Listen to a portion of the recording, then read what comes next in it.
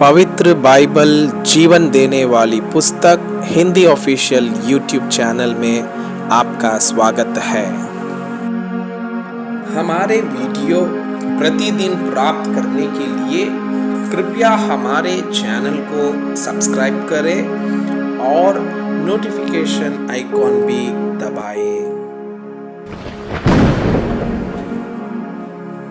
आज का पवित्र बाइबल पाठ दूसरा सामुएल के पुस्तक अध्याय 3। शाऊल के घराने और दाऊद के घराने के मध्य बहुत दिन तक लड़ाई होती रही, परंतु दाऊद प्रबल होता गया और शाऊल का घराना निर्बल पड़ता गया। दाऊद के पुत्र। हेब्रोन में दाऊद के पुत्र उत्पन्न हुए। उसका जेठा बेटा अम्नोन था, जो इज़राइली अहीनोआम से उत्पन्न हुआ था, और उसका दूसरा किलाब था, जिसकी माँ कर्मेली नाबाल की स्त्री अबीगैल थी। तीसरा अब्सलोम, जो गशूर के राजा तल्मई की बेटी माका से उत्पन्न हुआ था। 14 अदोनिया, जो हग्गीत से उत्पन्न हुआ था। 5वां शप्तया, जिसकी माँ अबीतल थी। 6वां इत्राम, जो इमला नाम दाऊद की स्त्री से उत्पन्न हुआ। हेब्रोन में दाऊद से यही संतान उत्पन्न हुई।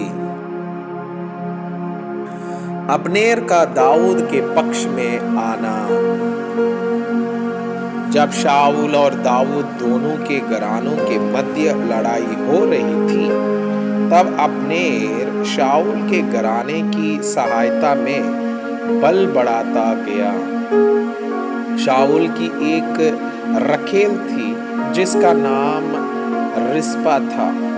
वो अय्या की बेटी थी, और इशबोशेत ने अब्नेर से पूछा, तू मेरे पिता की रखेल के पास क्यों गया? इशबोशेत की बातों के कारण अब्नेर अति क्रोधित होकर कहने लगा, क्या मैं यहूदा के कुत्ते का सिर हूँ? आज तक मैं तेरे पिता शाऊल के घराने और उसके भाइयों और मित्रों को प्रीति दिखाता आया हूँ, और तुझे दाऊद के हाथ में पड़ने नहीं दिया। फिर तू अब मुझ पर उस स्त्री के विषय में दोष लगाता है। यदि मैं दाऊद के साथ ईश्वर की शपथ के अनुसार बर्ताव ना करूं, तो परमेश्वर अब्नेर से वैसा ही वरन उससे भी अधिक करे। अर्थात मैं राज्य को शाऊल के घराने से छीनूंगा, और दाऊद की राजगद्दी दान से लेकर बेरशेबा तक इज़राइल और यहूदा के ऊपर स्थिर करूंगा। और वह अब्नेर को कोई उत्तर ना दे सका, इसलिए कि वह उससे डरता था। तब अब्नेर ने दाऊद के पास दूतों से कहला भेजा, देश किसका है?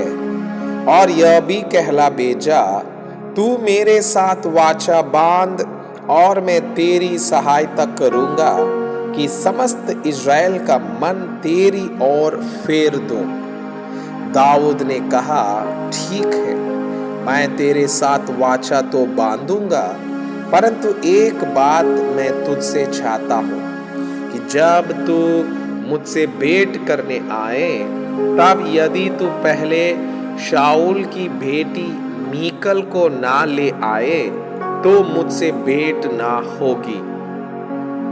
फिर दाऊद ने शाऊल के पुत्र इशबोशेत के पास दूतों से यह कहला भेजा, मेरी पत्नी मीकल, जिसे मैंने 100 फिलिस्तियों की खलीडियां देखकर अपनी कर लिया था उसको मुझे दे दे। तब इशबोशेत ने लोगों को भेजकर उसे लाइश के पुत्र पलतीएल के पास से छीन लिया और उसका पति उसके साथ चला और बहूरीम तक उसके पीछे रोता हुआ चला गया। तब अब्नेर ने उससे कहा, लौट जा, और वो लौट गया।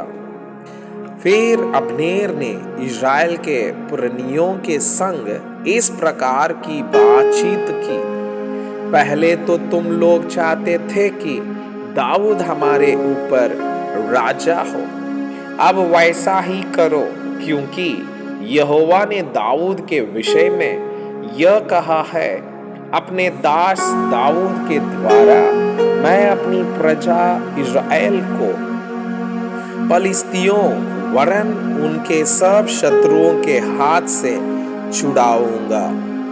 अब्नेर ने बेन्यामीन से भी बातें की। तब अब्नेर हेब्रोन को चला गया कि इस्राएल और बेन्यामीन के समस्त घराने को जो कुछ अच्छा लगा वो दाऊद को सुनाए। तब अब्नेर 20 पुरुष संग लेकर हेब्रोन में आया और दाऊद ने उसके और उसके संगी पुरुषों के लिए भोज किया। तब अब्नेर ने दाऊद से कहा, मैं उठकर जाऊंगा और अपने प्रभु राजा के पास सब इस्राएल को इकट्ठा करूंगा कि वे तेरे साथ वाचा बांधे और तू अपनी इच्छा के अनुसार राज्य कर सके। तब दाऊद ने अब्नेर को विदा किया और वो कुशल से चला गया। अब्नेर की हत्या। तब दाऊद के कई एक जन योआब समेत कहीं चढ़ाई करके बहुत सी लूट लिए हुए आ गए, परंतु अब्नेर दाऊद के पास हेब्रोन में न था, क्योंकि उसने उसको विदा कर दिया था और वो कुशल से चला गया था। जब योआब और उसके साथ की समस्त सेना आई, तब लोगों ने योआब को बताया, नेर का पुत्र अब्नेर राजा के पास आया था और उसने उसको विदा कर दिया और वो कुशल से चला गया। तब योआब ने राजा के पास जाकर कहा, तूने ये क्या किया है? अब्नेर जो तेरे पास आया था, तो क्या कारण है कि तूने उसको जाने दिया और वो चला गया है?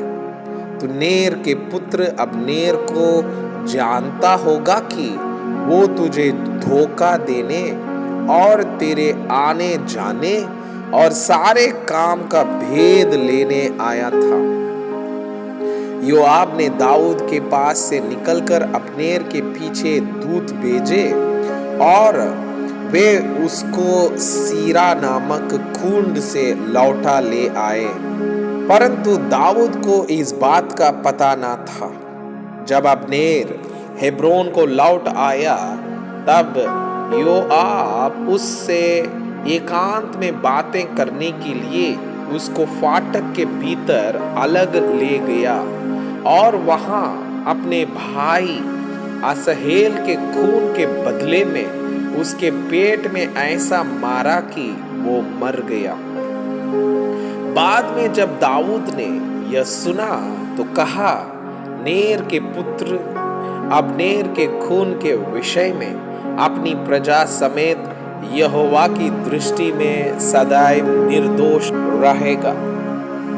वो योआब और उसके पिता के समस्त घराने को लगे और योआब के वंश में कोई न कोई प्रमेह का रोगी और कोढ़ी और बैसाखी का लगाने वाला और तलवार से खेत आने वाला और भूखों मरने वाला सदा होता रहे। योआब और उसके भाई अबीशाई ने अब्नेर को इस कारण घात किया कि उसने उनके भाई असहेल को गिबोन में लड़ाई के समय मार डाला था। अब्नेर का घाड़ा जाना। तब दाऊद ने योआब और अपने सब संगी लोगों से कहा, अपने वस्त्र फाड़ो और कमर में टाट बांधकर अब्नेर के आगे आगे चलो। और दाऊद राजा स्वयं आर्थी के पीछे पीछे चला। अब्नेर को हेब्रोन में मिट्टी दी गई और राजा अब्नेर की कब्र के पास फूट फूट कर रोया और सब लोग भी रोए। तब दाऊद ने अब्नेर के विषय यह विलाप गीत बनाया, क्या उचित था कि अब्नेर मूढ़ के समान मरे।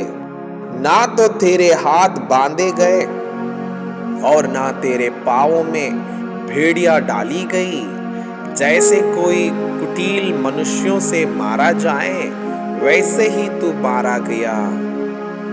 तब सब लोग उसके विषय फिर रो उठे। तब सब लोग दिन रहते दाऊद को रोटी खिलाने आए। परंतु दाऊद ने शपथ खाकर कहा, यदि मैं सूर्य के अस्त होने से पहले रोटी या और कोई वस्तु खाऊं तो परमेश्वर मुझसे ऐसा ही वरन इससे भी अधिक करे। सब लोगों ने इस पर विचार किया और इससे प्रसन्न हुए। वैसे भी जो कुछ राजा करता था उससे सब लोग प्रसन्न होते थे। अतः उन सब लोगों ने वरन समस्त इज़राइल ने भी उस दिन जान लिया कि नेर के पुत्र अब्नेर का घात किया जाना राजा की ओर से नहीं था। तब राजा ने अपने कर्मचारियों से कहा, क्या तुम लोग नहीं जानते कि इज़राइल में आज के दिन एक प्रधान और प्रतापी मनुष्य मरा है।